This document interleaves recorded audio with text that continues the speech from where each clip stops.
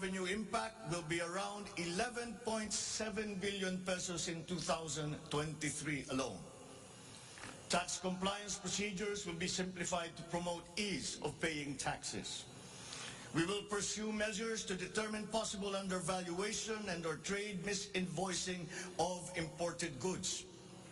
Through information and communications technology, the Bureau of Customs will promote streamlined processes. Disbursements for 2022 to 2023 will be maintained at above 20% of gross domestic product, or 4.955 trillion pesos and 5.086 trillion pesos respectively, to ensure continuous implementation of priority programs. Disbursement will further increase over the medium term from 5.402 trillion pesos, or 20.7% of our GDP in 2024, to 7.712 trillion pesos, or 20.6% of GDP in 2028.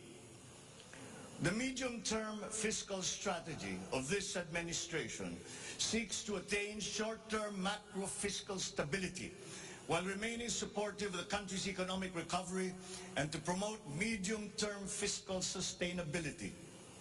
Furthermore, and more importantly, fiscal policy aims to bring together the national government's resources so that these are mobilized and utilized in order to gain the maximum benefit and the high multiplier effects for our economy. Measurable medium-term macroeconomic and fiscal objectives include the following headline numbers. These are based on forecasts that are consistent with the guiding principles of coherence of strategies, policy discipline, and fiscal sustainability. 6.5 to 7.5% real gross domestic product growth in 2022. 6.5 to 8% real GDP growth annually between 2023 and 2028. 9% or single-digit poverty rate by 2028. 3% national government deficit to GDP ratio by 2028. Less than 60% national government debt to GDP ratio by 2025. At least $4,256 income per capita and the attainment of upper middle income status by 2024. The aforementioned headline goals summarize the objectives of this medium-term fiscal strategy being submitted to Congress for its adoption and concurrence to the concurrent resolution by the Senate and House of Representatives. Once adopted, the MTFF will become an anchor for the annual spending and financing plan of the national government and Congress when preparing the annual budget and undertaking related appropriation activities. It is therefore a forward-looking document that extends beyond the traditional 3-year horizon to reach 6 years, coinciding with the 6-year coverage of the Philippine Development Plan 2023 to 2028. The MTFF also promotes transparency and credible commitment to pursue the indicated socio-macroeconomic goals that optimize the government budget. Medium-term growth targets and the assumptions regarding key macroeconomic variables underpin the medium-term fiscal plan. The recent past and the COVID-19 pandemic has beset the macroeconomic environment with challenges and a series of external shocks. Inflation has accelerated in recent months due largely to significant increases in international prices of oil and other key commodities. Still, the economic growth momentum remains firm, as demonstrated by the strong 2022 first quarter GDP growth at 8.3%. However, the recovery process from the impact of the pandemic is still ongoing amid elevated uncertainty in the international economic environment. Revisions in the macroeconomic assumptions incorporate these challenges and most recent economic developments leading to upward adjustments in the following: inflation rate for 2022 to 2023, foreign exchange rate for 2023 to 2025, and goods and services imports growth for 2022. The economy is expected to grow by 6.5 to 7.5% this year as we continue to reopen the economy while considering the recent external developments. In the first quarter alone, GDP saw an increase in household consumption and private investments, along with a robust manufacturing industry, high vaccination rate, improved healthcare capacity, and an upward trend in tourism and employment. This is expected to continue for the rest of the year. The strong economic growth is projected to be sustained and expanded further to 6.5 to 8% from 2023 until 2028. The average inflation for 2022 is projected to range from 4.5 to 5.5%, following the uptick in fuel and food prices as a result of the ongoing Russia-Ukraine conflict and the disrupted supply chains. It is slightly adjusted to 2.5 to 4.5% in 2023 and is seen to return to the target range of 2.0 to 4.0% by 2024 until 2028. Dubai crude oil price is expected to settle at 90 to 110 US dollars per barrel in 2022, 80 to 100 US dollars per barrel in 2023, and 70 to 90 US dollars per barrel from 2024 onwards, as oil supply is expected to catch up and stabilize over the medium term.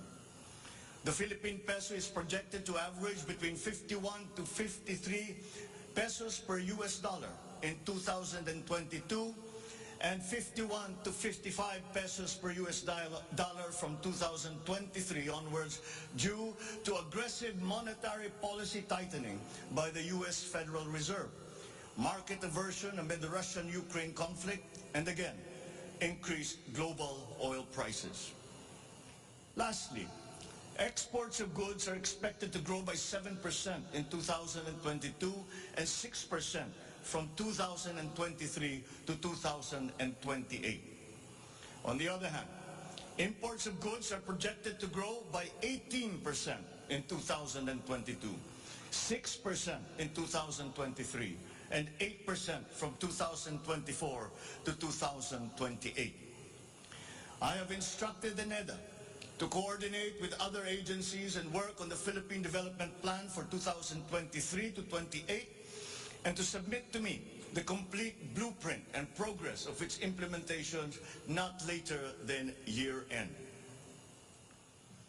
One of the main drivers of our push for growth and employment will be in the agricultural sector. With regard to food supply, we are confronted by a two-pronged problem: that which will hit us in the short term and that which will hit us in the long term. Tayo ay nahaharap sa mga problemang kagyat nating mararamdaman at mga hamong pangmatagalan. Ang mga suliraning agarang mararamdaman ng ating mga kababayan ay ang posibilidad ng tuloy-tuloy na pagsipa ng presyo ng pagkain at kakulangan sa supply ng ating pagkain. Upang masuportahan ang mabimili para mapanatili ang kanilang purchasing power o kapangyarihan sa pagbili, isinapinal ng Department of Agriculture ang planong taasan ang produksyon sa susunod na panahon ng pagtanim o planting season sa pamamagitan ng tulong pinansyal at teknikal. Magbibigay tayo ng pautang habang mas ilalapit natin sa sektor ng agrikultura ang hindi gaanong mahal na farm inputs na bibilhin na ng bulto ng gobyerno. Kabilang dito ang abono, pestisidyo, mga punla, feeds, fuel subsidy at ayuda para sa mga karapat-dapat na benepisyaryo. Para sa pangmatagalang solusyon, itataas natin ang produksyon ng mga kalakal at produktong pang-agrikultura. At para magawa ito, Pagtitibayin natin ang tinatawag na value chain na nagsisimula sa mga magsasaka hanggang sa mga namimili. May mga bahagi ng value chain na sa ngayon ay kanya-kanya ang operasyon. Pagtibayin natin ang koordinasyon ng iba't ibang bahagi nito. Ang pagsasaliksik para sa mga makabagong paraan at ng pagtatanim at pag-aalaga ng hayop ay masusing gagabayan ng Department of Agriculture. Ang produksyon ng farm inputs o mga kakailanganin ng mga magsasaka sa pagpapalago ng kanilang sakahan ay ating iaayon sa mga hamong dala ng climate change at global warming. Mahigpit na pagsusuri ang gagawin ng ating mga eksperto tungo dito. Ang mga pautang at financial assistance sa mga magbubukid at mangingisda ay magiging institusyon at patakaran ng aking administrasyon.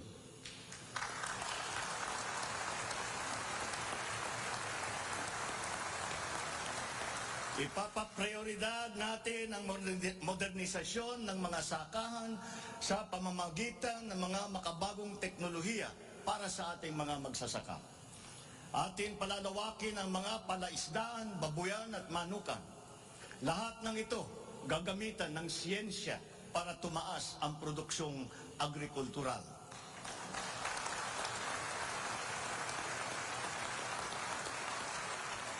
Maging ang post-production at processing ay susuportahan ng pamahalaan.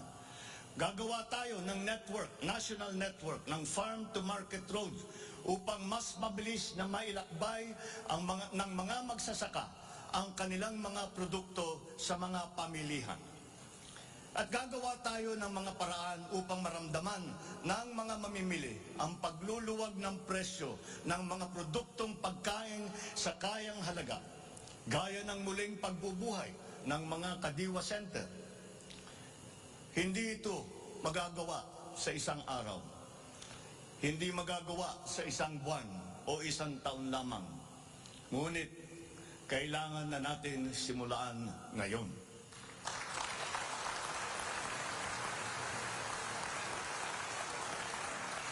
Ang Agrarian Reform Program ay dapat magpatuloy. Agrarian reform is not only about acquisition, but also about support services and distribution.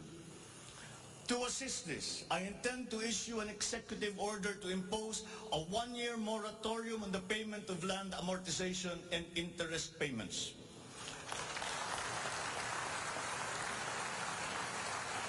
This is included in Republic Act number 11469 or the Bayanihan to Heal as One Act.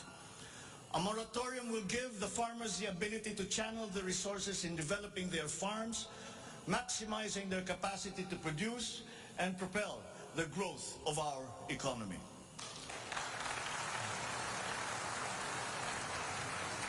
Civil society organizations also support this because it will unburden the farmers of their dues and be able to focus on improving farm productivity. Congress must also pass a law that will emancipate the agrarian reform beneficiaries from the agrarian reform debt burden, thereby amending Section 26 of Republic Act 6657. In this law, the loans of agrarian reform beneficiaries with unpaid amortization and interest shall be condoned.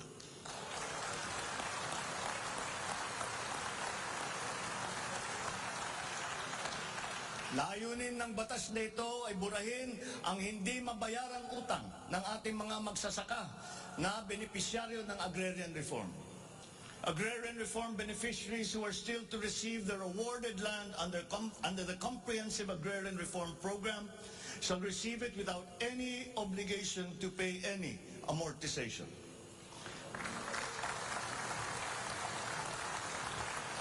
The condonation of the existing agrarian reform loan will cover the amount of 58.125 billion pesos, benefiting 654,000 agrarian reform beneficiaries and involving a total of 1.18 million hectares of awarded lands. Executive Order number 75, Series 2019 requires that all government, agencies, bureaus, departments, and instrumentalities to turn over agricultural lands to qualified agrarian reform beneficiaries. At present, we have a total of 52,000 hectares of unused agricultural lands of the government, which shall now be used for distribution to the following sectors in accordance with Section 40 of the Republic Act number 6657 as amended. Thus, landless war veterans, landless surviving spouse and orphans of war veterans, landless retirees of the Armed Forces of the Philippines and the Philippine National Police. Agricultural lands acquired under this program will be given to graduates of college degrees in agriculture who are landless.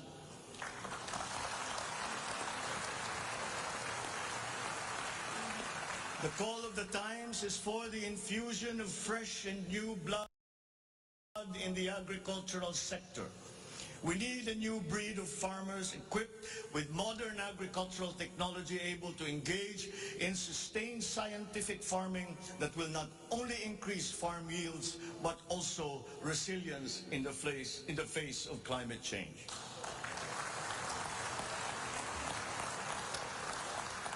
They say that each brand has a story. As for the Filipino brand, ours is deeply rooted in our rich cultural heritage, and the tourism sector plays an invaluable role in the promotion of the Filipino brand. Tourism is not only an important economic development tool, but the abundance of opportunities that the sector creates in terms of regular employment and even job creation at the grassroots level is undeniable. To boost our tourism industry, we will first and foremost make basic developments, such as road improvements for easier access to tourism spots. We will also upgrade our airports and create more international airports to help decongest the bottleneck in the Manila airport. We will also make it more convenient for travelers to go around the country, even to remote areas, to help promote undiscovered tourist spots. This program will be led by the Department of Tourism together with the Department of Public Works and Highways.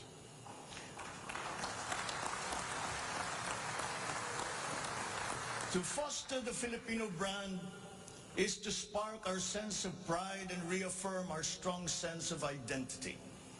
It is time to welcome the rest of the world with an enhanced Filipino brand that is unique, attractive, and creative. The creativity of the Filipino is truly world-class. We excel in arts and culture, new media, live events, avenues which generate primary and downstream jobs for our creative and talented countrymen. Unfortunately, ang mga hanap buhay na ito ang unang pinadapa ng pandemya at ang pinakahuli namang makabalik sa normal. The creative industry likewise faces many challenges, including workplace conditions, working hours, intellectual property rights, and the welfare of our beloved freelancers who were left vulnerable during the height of the pandemic. We require an institutionalized creative industry that will advance the interest of its stakeholders. Sila na nagbibigay ng kaluluwa at pagkakilala sa ating pagka-Pilipino. Protektahan natin sila.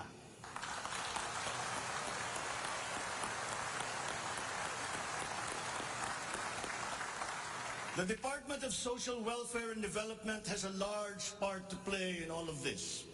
Magpapatuloy ang ating pagkalinga sa ating mga kababayan na lubos na nangangailangan.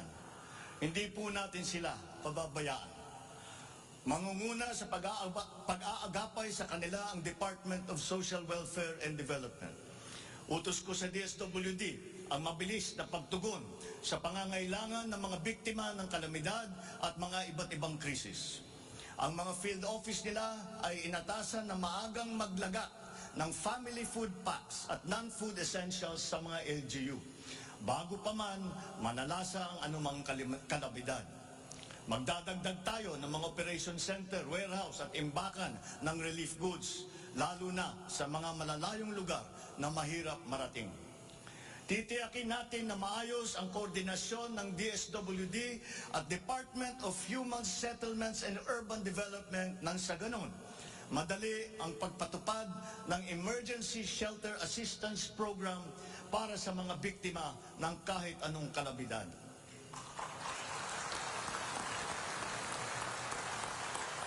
Pagtitibayin pa natin ang komprehensibong programang Assistance to Individuals in Crisis Situations o ang ating tinatawag na AICS para may parating ang tulong sa mas maraming biktima. Hindi natin papahirapan ang mga biktima ng krisis na dudulog sa ahensya. Gagawin nating simple ang proseso ng paghingi at pagparating ng tulong. Dahil hindi naman dapat dinadagdagan pa ang hirap ng nararanasan ng ating mga mamamayan. Upang matiyak na mapupunta sa kwalipikadong mga pamilya ang tulong na pamahalaan sa pamamagitan na 4Ps o Pantawid Pamilya Pilipino Program, titiyakin natin na malilinis ang listahan ng benepisyaryo.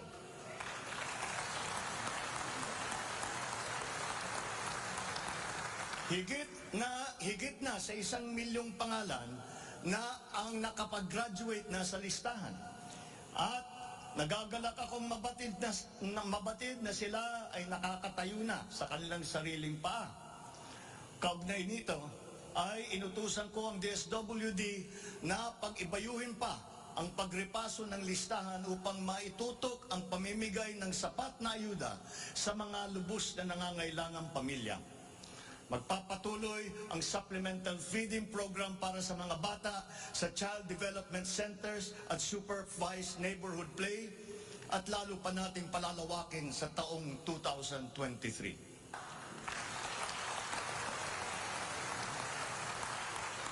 Hindi rin natin nakakalimutan ang mga solo parents at mga nanay na nahiwalay sa kanilang mga mister dahil sa karahasan. Pagtitibayin natin ang programa sa violence against women and their children. Kabilang na ang counseling para sa mga biktima, katuwang ang ating mga LGU. Tiyakin natin na sapat ang pondo sa halos 70 residential care centers at 7 non-residential care centers para sa vulnerable sectors at persons with disabilities na sumisilong dito. Sa ating sitwasyon ng pangkalusugan, nariyan pa rin ang banta ng COVID-19. Lalo't may mga nadidiskubring bagong variant ng coronavirus. Pero hindi na natin kakayanin ang isa pang lockdown. Wala na tayong gagawing lockdown.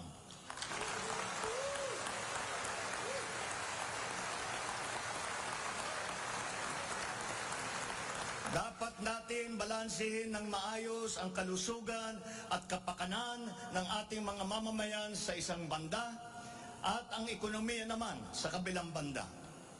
Nakikipagtulungan ang iba't ibang ahensya ng pamahalaan sa pagmonitor sa mga COVID-19 hospital admission upang makatiyak tayo na may sapat na kapasidad ang ating healthcare system at maiwasan ang pagsipa ng bilang ng nagkakasakit. Patuloy din ang ating vaccine booster rollout para sa ating pangkalahatang depensa.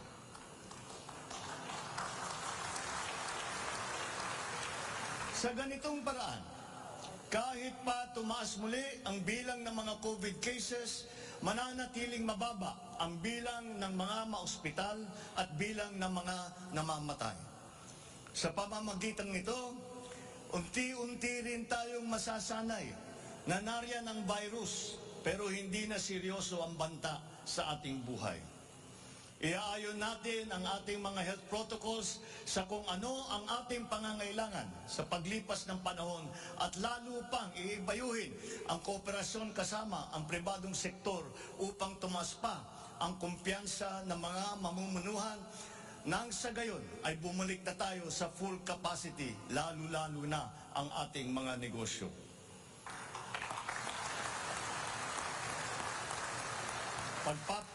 Pagbubutihan pa natin ang pagpapakalat ng tamang impormasyon ukol sa COVID, kasama ang kahalagahan ng bakuna.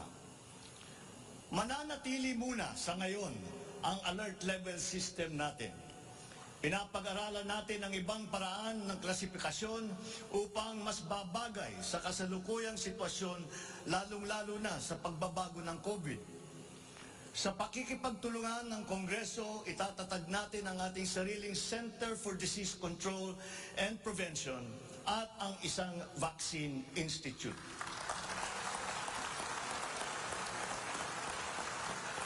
Magtatayo tayo ng dagdag na mga health center at ospital. But beyond the issues that the pandemic has brought, the need for a stronger healthcare system is self-evident. We must bring services, medical services to the people and not wait for them to come to our hospitals and healthcare centers. Napakinabangan natin ng gusto ang malalaking specialty hospital gaya ng Heart Center, Lung Center, Children's Hospital at National Kidney and Transplant Institute. Kaya maliwanag na hindi lang dapat dito sa National Capital Region kundi maging sa ibang parte ng bansa.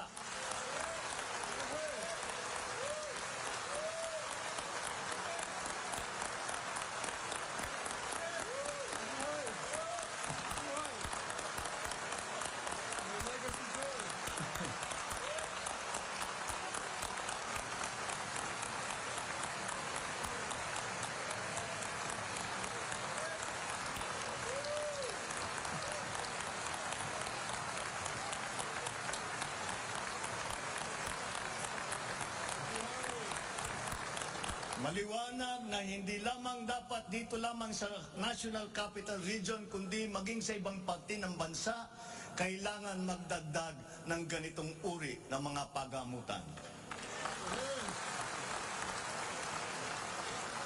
Bukod dito, upang mailapit natin ang healthcare system sa taong bayan, nang hindi sila kailangan pumunta sa sentro ng kanilang bayan, lalawigan o region, ay maglalagay tayo ng mga clinic, mga RHU, na pupuntahan ng mga doktor, nurse, midwife, medtech, 1 beses, 2 beses sa 1 linggo. Nang sa ganun, magiging mas madali sa may karamdaman na magpapagamot nang hindi na kailangan magbiyahe ng malayo.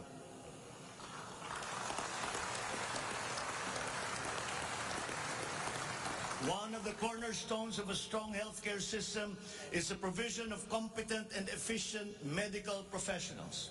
We will exert all efforts to improve the welfare of our doctors, our nurses, and other medical frontliners. Dapat din tayong magkaroon ng sapat na supply ng gamot na kinakailangan sa pang-araw-araw ng ating mga mamamayan. Sinimulan ko na ang pakikipag-usap sa mga kumpanya ng gamot dito sa Pilipinas at sa ibang bansa. Hinihikayat natin na buksan nila ang merkado upang bumaba ang presyo ng gamot.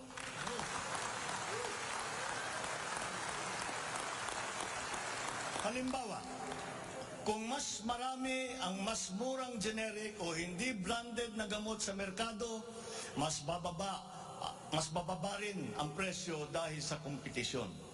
Ang Department of Trade and Industry ay nakikipag-usap sa mga interesadong manufacturer ng generic drugs na papasok sa ating bansa. Inuutusan ko naman ang Philippine Competition Commission na pantay-pantay dapat at walang kartel sa hanay ng mga pharmaceutical companies.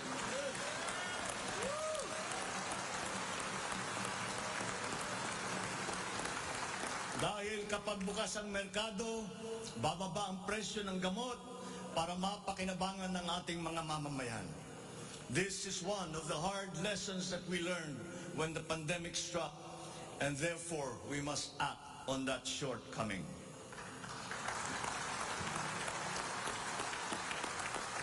In the educational sector, I believe it is time for our children to return to full face-to-face classes once again.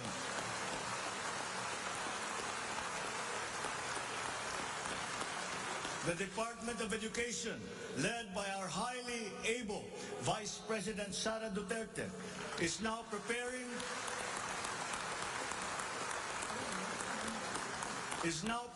for its implementation in the upcoming school year, with utmost consideration for the safety of students, as we are still in the middle of the COVID-19 pandemic. We must ensure that our classrooms are safe for teachers, for students, and the entire academic community when they return to face-to-face classes. We continue to encourage everyone to get their booster shots in preparation for the resumption of in-person classes. This is one of the reasons I have directed the Department of Health and the Department of Interior and Local Government to undertake another rollout of booster shots.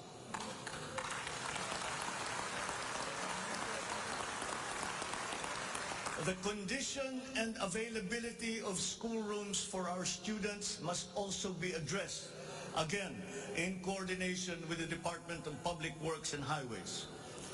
Though some complications have arisen over the question of repair of school buildings in relation to the Mandanas-Garcia ruling, this will be ironed out.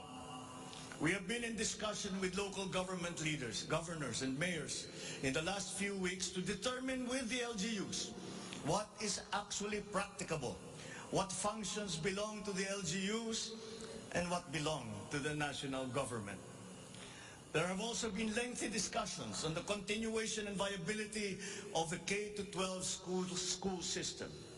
We are giving this careful review, and all necessary inputs and points of view are now being considered. In the longer term, we are instituting a program of refresher courses and retrainings for our teachers so they can stay abreast of the rapid growth in technology, especially in this post-pandemic world. As for the horror stories that we have heard about the poor quality of educational materials and supplies that are being given to our schools, this must end.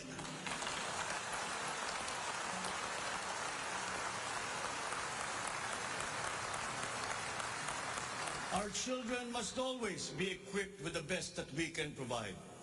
Ang edukasyon ay ang tangi nating pamana sa ating mga anak na hindi mawawaldas. Kaya anumang gastusin sa kanilang pag-aaral ay hindi tayo nagtitipid.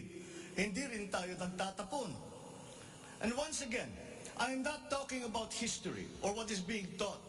I am talking about materials that are necessary for effective teaching in this day and age.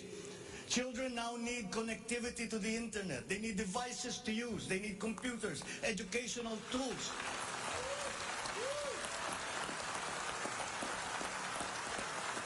So that they might participate fully in the digital community here and abroad. We must do better in the international rankings, especially when it comes to the so-called STEM subjects: science, technology, engineering, and mathematics. These skills, this knowledge, are necessary for our young people to be able to compete in a highly technological and competitive world. The raw talent is there in our young people. It is up to our educational system to develop and to refine that great pool of talent.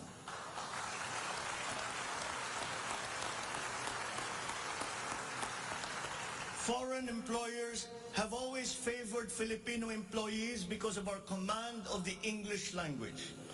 This is an advantage that we must continue to enjoy. The internet has now become the global marketplace, not only for goods, services, but also for ideas, even extending to our own personal interactions. And the language of the internet, for better or for worse, is English. Therefore, the question of our medium of instruction must be continuously re-examined to maintain that advantage that we have established as an English-speaking people.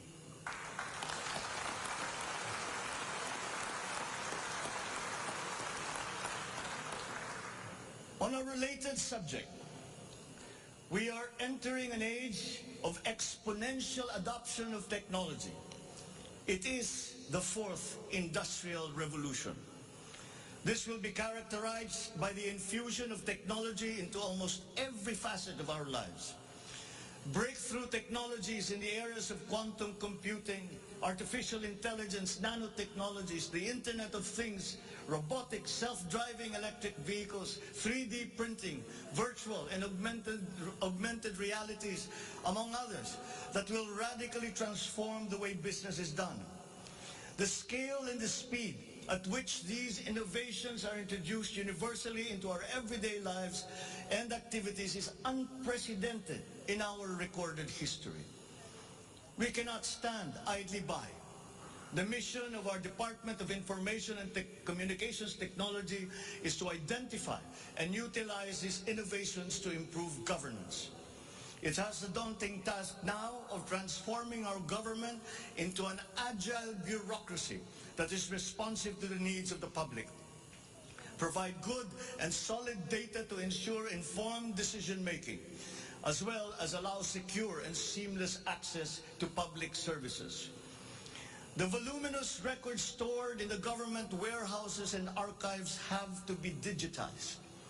Those that are already stored in various inventories of data should be harmonized and shared across departments and agencies.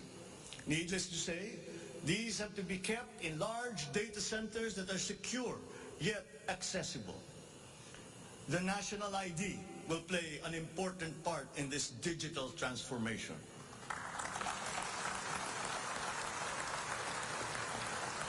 For citizens to be able to seamlessly transact with government, their identity must be easily verifiable. We expect to issue 30 million physical IDs and 20 million digital IDs by the end of this year.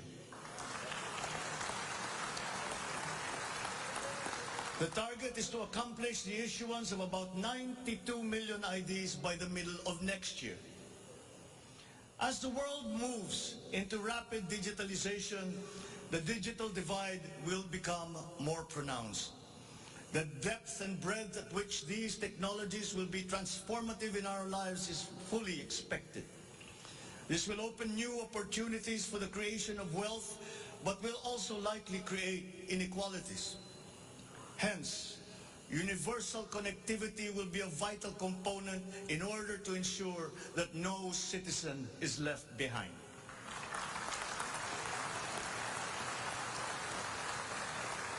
I have therefore tasked the DICT to deploy digital connectivity across our various islands.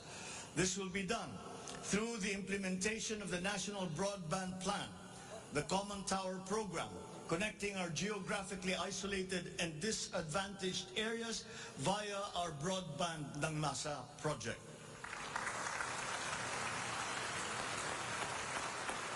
All relevant modes of digital transport should be utilized. These may be through a combination of terrestrial or submarine fiber optics, wireless, and even satellite technology. As our Public Service Act has opened the doors and removed the restrictions on foreign investment, we foresee an increase in direct investment of overseas players.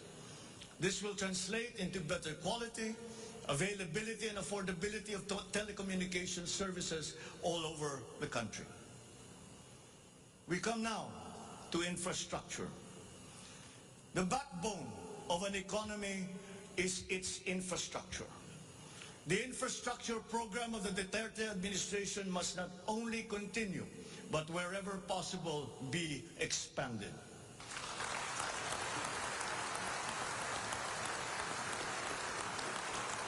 We shall confidently build on this firm foundation established by my predecessor, as it is in building an edifice. We must keep the momentum and aspire to build better, more. Necessarily, infrastructure development will remain a very high priority in our drive for growth and employment. Once again, I will not suspend any of the ongoing projects, as those have already been shown to be of benefit to the public that they serve.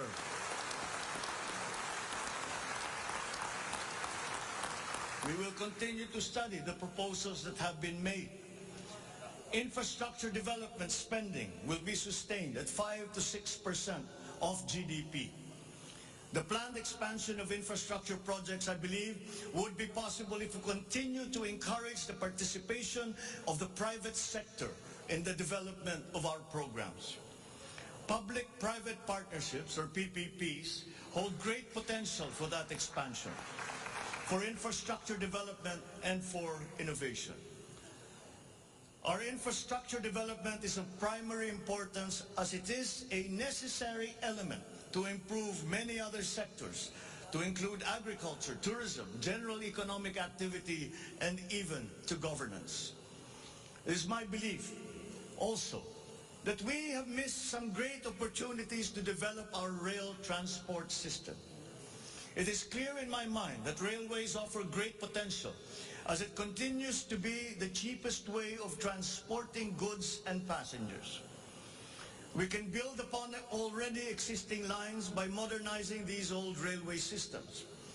There are dozens of railway projects on the ground, above the ground, below ground, not just in Manila, but in other regions, at various stages of implementation and with a combined cost of 1.9 trillion pesos. This administration is committed to finish building the current portfolio of investments, approved railway projects such as the North-South Commuter Railway System, the 33-kilometer Metro Manila Subway Project, the 147-kilometer North-South Commuter Railway System, the 12-kilometer LRT-1 Cavite Extension, the 23-kilometer MRT-7, and the common station that will connect LRT-1, MRT-3, and MRT-7.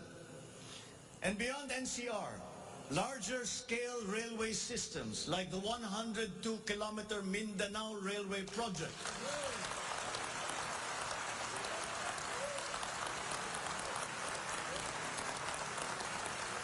the Panay Railway Project,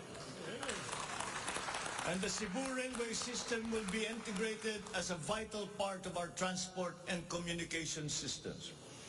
We will also continue to improve our roads and transportation systems in key cities throughout the country through various projects such as the Cebu Bus Rapid Transit, Davao High Priority Bus System, Ilocos Norte Transportation Hub, the El Nido Transport Terminal.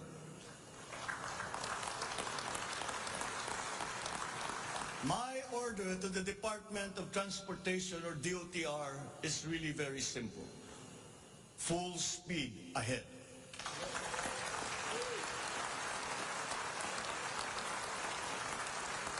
Improving our railway system along with modernizing existing airports and seaports will maximize our strategic location in the Pacific and connect our many islands. A key sector in our transformation plans is that of energy. Another fundamental requirement for growth and increased employment will be the availability of cheap, reliable energy. This even comes under the category of ease of doing business. If we are to attract investors, both local and foreign, to set up shop here in the Philippines. At present, our demand for energy far exceeds our reliable supply. We must increase the level of energy production. We must look at every possible option that would be appropriate for the Philippine situation.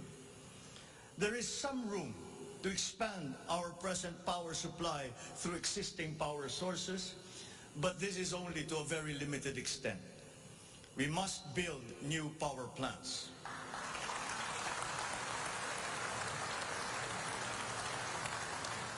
We must take advantage of all the best technology that is now available, especially in the areas of renewable energy.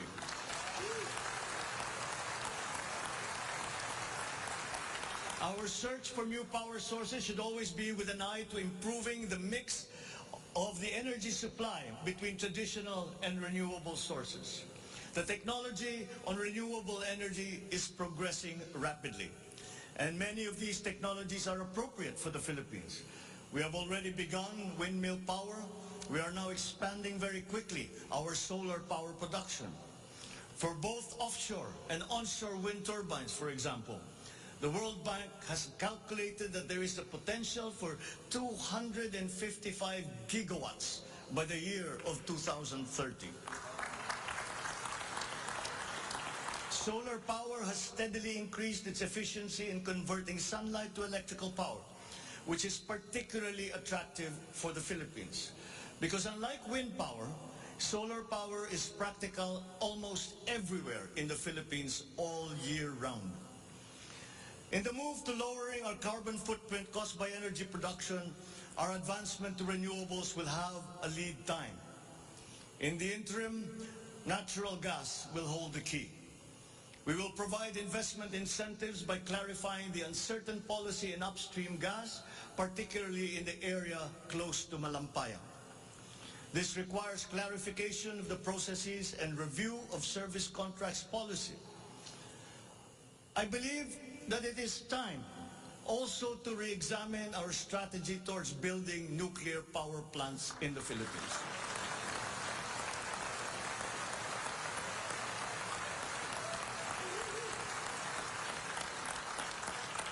We will comply, of course, with the International Atomic Energy Agency regulations for nuclear power plants as they have been strengthened after Fukushima. In the area of nuclear power, there have been new technologies developed that allow smaller scale modular nuclear plants and other derivations thereof. Once again, PPPs will play a part in support as funding in this period is limited. Furthermore, we must examine the entire system of transmission and distribution for the purpose of finding ways to lower the price of energy to the consumer and to industry. We must expand the network of our transmission lines while examining schemes to improve the operation of our electrical cooperatives. All this in aid of reducing energy costs, especially but not limited to households. All this impetus for development and growth we undertake within the context of accelerating climate change and extreme weather conditions. Though we are a minor contributor to climate change globally, we have the unfortunate distinction of being one of the most vulnerable countries to the effects of climate change. For the welfare of our people, it is incumbent upon us to alleviate the effects of that vulnerability. The use of renewable energy is at the top of our climate agenda.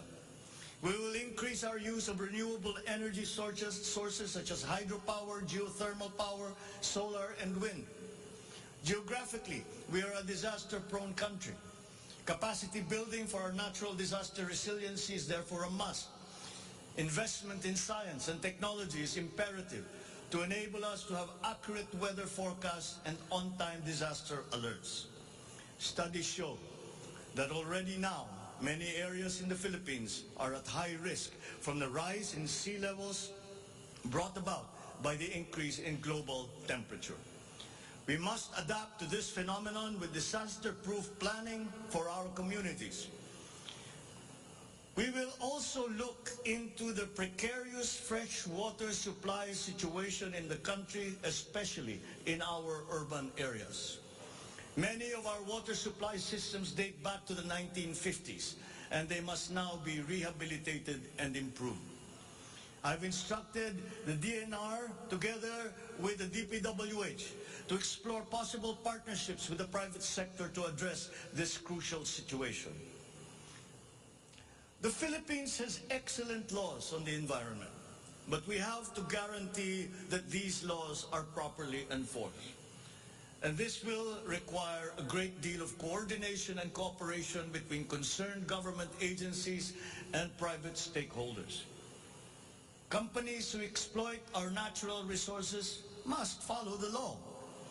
We all have the responsibility to preserve this earth, for we are but custodians and we will pass on this great treasure to future generations.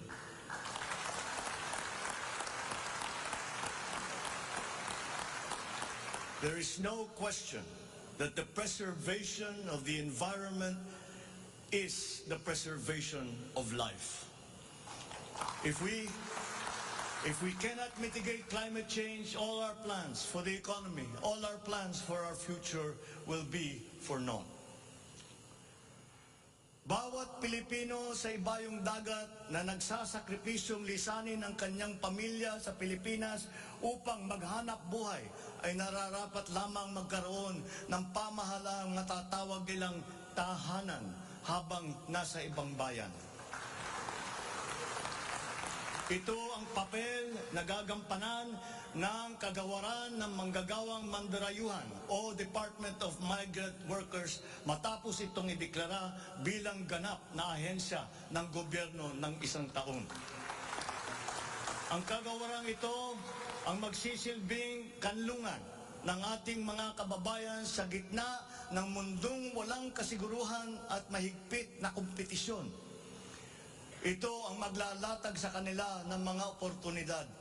Titiyak na ang kanilang mga hanap buhay ay tugma sa kanilang mga kasanayan. Maninigurong akma ang sahod at maayos ang kalagayan sa kanilang mga kumpanya at mga ngalaga sa kanilang mga pamilya habang sila ay nasa malayo. Gagawin natin ito sa pamamagitan ng pag-aalis ng red tape sa sistema ng pagsusulong ng digital empowerment. We shall automate the verification of contracts and issue secure overseas employment certifications that you can keep on your smartphone. I call on the Department of Migrant Workers and the DICT to make this a top priority. Tinatawagan ko rin ang Department of Foreign Affairs na makipagtulungan sa Department of Migrant Workers na tiyakin ang lahat ng mga diplomatic post ay tutulong na agarang maibalik sa trabaho ang mga ating mga overseas Filipino workers na nawalan ng hanap buhay nitong nakalipas na ilang taon. Mula sa 3 buwan ay gagawin na lang nating 3 linggo para sa isang dayuhang employer na iproseso ang mga papeles ng Pilipinas ng Pilipinong nais nitong kunin bilang empleyado. Aatasan din natin ang kagawaran ng gawing simple ang komplikadong handbook ng mga tuntunin at regulasyon para sa mga OFW. Nang sa gayon ay maging malwan ang mga transaksyon may kinalaman sa kanilang pangingibang bansa. Mula sa handbook na may 240 seksyon ay gagawin nating pamphlet na lamang na hindi hihigit sa 100 pahina. Mahirap na nga ang buhay. Kaya naman, ayaw pa natin makitang lalo pang nahihirapan ang ating mga manggagawang mandarayuhan sa pagtupad sa kanilang mga pangarap. Para sa mga kababayan nating naiipit sa kaguluhan, inaabuso at nanganganib ang buhay, ikinagagalak kong sa ilalim ng aking pamumuno ay ilulunsad natin ang One Repatriation Command Center o ORCC.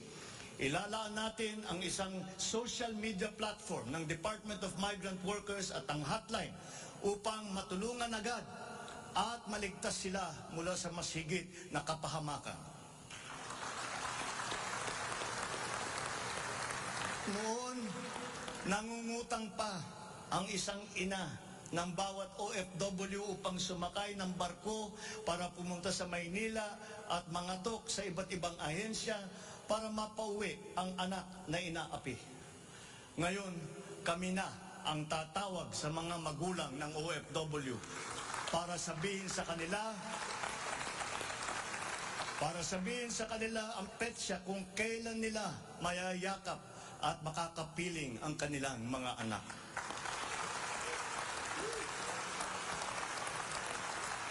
Sa kasalukuyan ay nakikipag-ugnayan tayo sa pamahalaan ng Saudi Arabia upang buksan muli ang deployment. Kaya natin at gagawin natin ang makipagnegosasyon na mabigyan ang ating mga kababayan doon ng tamang pasahod at mapangalagaan ang kanilang karapatan at kapakanan. Muli natin patitibayin ang respeto at pagkakaibigan ng ating dalawang bansa tulad ng namamagitan sa ating ama sa kanilang hari. Sa mga susunod na buwan ay magtutungo si Secretary Susan Ople sa Saudi Arabia upang tiyakin na may sapat na puwersang magsisiguro na mabubuksan muli ang empleo sa bansa at para maisulong ang ating kampanya laban sa human trafficking. Ngayon, para naman sa mga anak na naiwan sa Pilipinas, titiyakin ng Department of Migrant Workers sa pamamagitan ng OWA na sila ay maipapasok sa magagandang paaralan, magtuturo sa kanila ng financial literacy, mental wellness, sports, sining, kultura.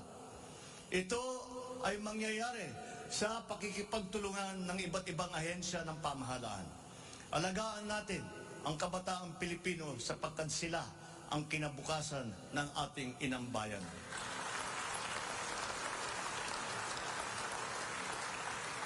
Sa ating mga kababayan na nasa ibang bansa, you deserve a home in government, not only for the money that you send home, but you are not cold tools of the economy. You deserve it for your sacrifices for our country and your perseverance and excellence in the global arena. You OFWs represent the fighting faith of the Filipinos as a nation and as a people. Let us transform your overseas journey into inspirational stories for all time. Thanks to you, our dear legislators, and of course to the man every OFW now refers to as their tatay, President Rodrigo Duterte. You passed the law that created this new home for our OFWs.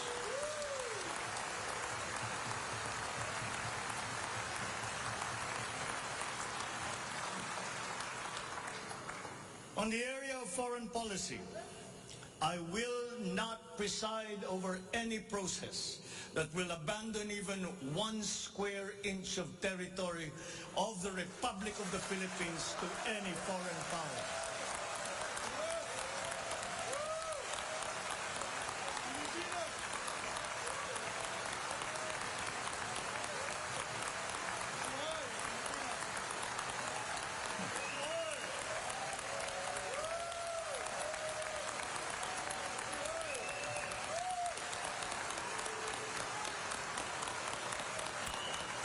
With respect to our place in the community of nations, the Philippines shall continue to be a friend to all, an enemy to none. The Philippines has always been open and welcoming to all our foreign friends and visitors. That is our worldview. That is our culture. But let me be clear. We are very jealous of all that is Filipino.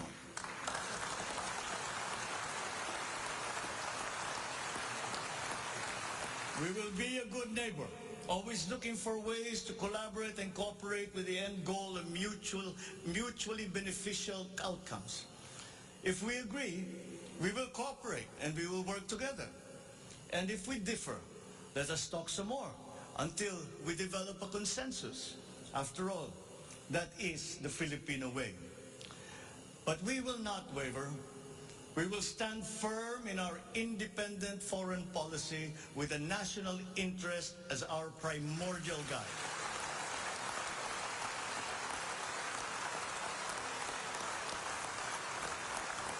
We commit to maintaining good relations with the rest of the world.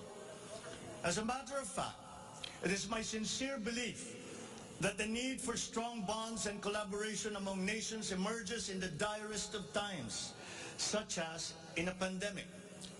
The partnerships and alliances that we make with all will provide stability that all nations will need as we emerge into this new global economy.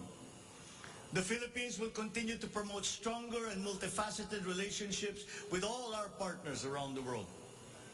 We are, in fact, grateful for the messages of support and offers of help that we have received from many of our friends in the international community. This has been communicated to us through the different envoys and ambassadors here in the Philippines. Such strong relationships can only be beneficial to all involved. As I am here today, addressing the legislature, allow me now to propose legislation that we would like you to pass in support of these programs. 1. National Government Right-Sizing Program, a reform mechanism that seeks to enhance the government's institutional capacity to perform its mandate and to provide better services while ensuring optimal and efficient use of resources. Compared to previous government reorganization efforts, the NGRP will entail a comprehensive strategic review of the functions, operations, organization, system, and processes of the different agencies, and massive and transformational initiatives in agencies concerned, such as mergers, consolidations, splitting, transfer, and even the abolition of some offices. The right-sizing efforts will also involve the conduct of a comprehensive strategic review of functions, programs, and projects that will cut across various agencies. Number 2, a budget modernization bill. This seeks to institutionalize a cash-based budgeting system under Executive Order number 91, Series 2019, to strengthen fiscal discipline in the allocation and use of budget resources by ensuring that every peso budgeted by the government would lead to the actual delivery of programs and projects. The full implementation of the CBS is timely and vital as the government executes response and recovery plans post-pandemic. Number 3, Tax Package 3 Valuation Reform Bill.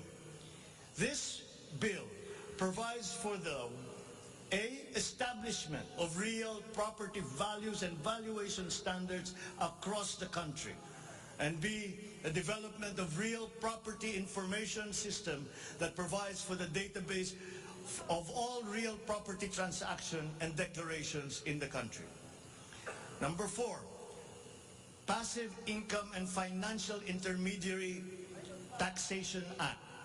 This seeks to reform the taxation of capital income and financial services by redesigning the financial sector taxation into simpler, fairer, more efficient, and a revenue-neutral tax system. It also represents to adopt a regionally competitive tax system.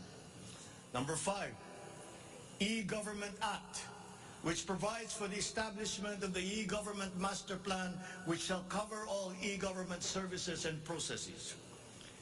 Number 6, the Internet Transaction Act, or e-commerce law, which aims to establish an effective regulation of commercial activities through the Internet or electronic means to ensure that consumer rights and data privacy are protected, innovation is encouraged, fair advertising practices and competition are promoted.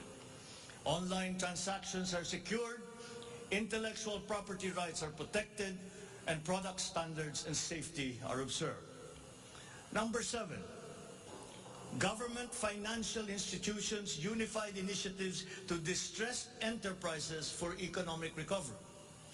This seeks to provide financial assistance to distressed enterprises critical to economic recovery through programs and initiatives to be implemented by the Land Bank of the Philippines, the Development Bank of the Philippines, and the Philippine Guarantee Corporation for purposes of addressing liquidity or solvency problems of MSMEs and strategically important industries to encourage their continued operation and maintain employment. Number 8, the establishment of a Medical Reserve Corps. Establishes a Medical Reserve Corps under the Health and Emergency Management Bureau of the DOH. The MRC shall be composed of licensed physicians, medical students who have completed their 4 years of medical courses, graduates of medicine, registered nurses, licensed allied health professionals. Number 9, National Disease Prevention Management Authority. This bill seeks to create the Center for Disease Prevention and Control attached to the DOH. Number 10, the creation of the Virology Institute of the Philippines. This will create the Virology Science and Technology Institute of the Philippines as an attached agency of the DOST. All officers and units under the DOST with functions related to virology shall now be transferred to the Virology Institute of the Philippines. Number 11, the Department of Water Resources. This seeks to create the Department of Water Resources and adopts the integrated water resource management as the strategic framework for national water management, policy making, and planning. Number 12, Unified System of Separation, Retirement, and Pension.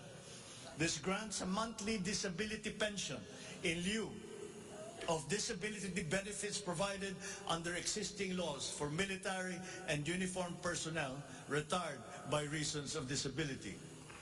Number 13, the E-Governance Act. It promotes the use of internet, and other ICT to provide opportunities for citizens. Number 14, the National Land Use Act.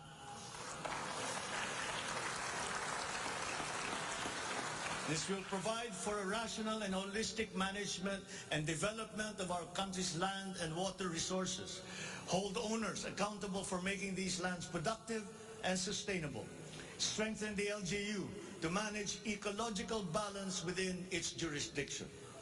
It also provides for land use and physical planning framework as a mechanism in determining policies and principles to implement this legislative measure. Number 15, the National Defense Act. This seeks to amend the antiquated National Defense Act of 1935 to provide for a change in the military structure of the armed forces of the Philippines that is more responsive to current and future non-conventional security threats to the country's territorial integrity and national sovereignty. Number 16, Mandatory Reserve Officers Training Corps and National Service Training Program. This seeks to reinstitute the ROTC program as a mandatory component of senior high school programs, grades 11 and 12, in all public and private tertiary level educational institutions. The aim is to motivate, train, organize, and mobilize students for national defense preparedness, including disaster preparedness and capacity building for risk-related situations. Number 17, enactment of an enabling law for the natural gas industry. This seeks to foster the development of the midstream natural gas industry in a bid to strengthen Philippine energy security by diversifying the country's primary sources of energy and promoting the role of natural gas as a complementary fuel to variable renewable energy. Number 18, amendments to the Electric Power Industry Reform Act, or EPIRA. This aims to improve the implementation of the law's provisions and enhance its effectiveness to address the high cost of electricity, alleged market collusion, and insufficient power supply. The bill seeks to restructure the Energy Regulation Commission to foster accountability and improve the Commission's government system that would ensure consumer protection and in enhancing competitive operation of the electricity market. Number 19, amendments to the Build, Operate, Transfer law. This seeks to improve the implementation of the public-private partnership program and to be able to direct the desired outputs and outcomes in line with the strategic development targets of the country. Specifically, the amendments seek to, 1, address the ambiguities in the existing law, 2, address the bottlenecks and challenges affecting the implementation of the PPP program, and 3, foster a more competitive and enabling environment for PPPs. To my fellow Filipinos, ang aking mga minamahal na kababayan, batid ko na hindi madali ang ating pinagdaraanan sa nakaraang higit na 2 taon. Alam ko rin na ang bawat isa sa inyo ay ginagawa ang lahat ng inyong makakaya upang patuloy na harapin ang lahat na pagsubok sa kasalukuyan. I do not intend to diminish the risks and the challenges that we face in this turbulent time in global history. And yet, I see sunlight filtering through these dark clouds. We have assembled the best Filipino minds to help navigate us to this global crisis that we are now facing. We will endure. Let our Filipino spirit ever remain undimmed.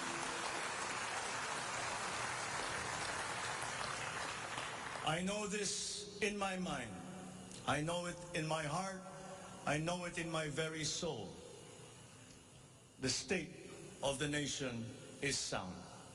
Thank you and good afternoon. Marami pong salamat sa inyong lahat.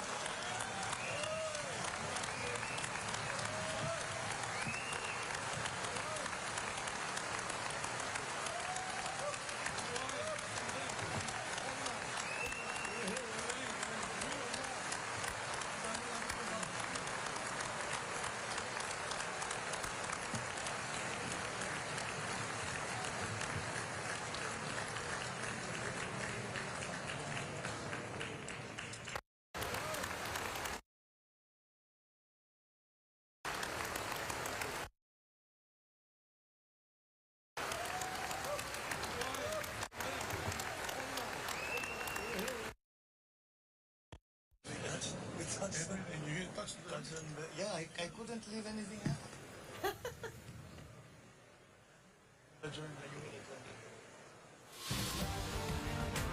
Ladies and gentlemen, on the part of the Senate, the joint session is adjourned.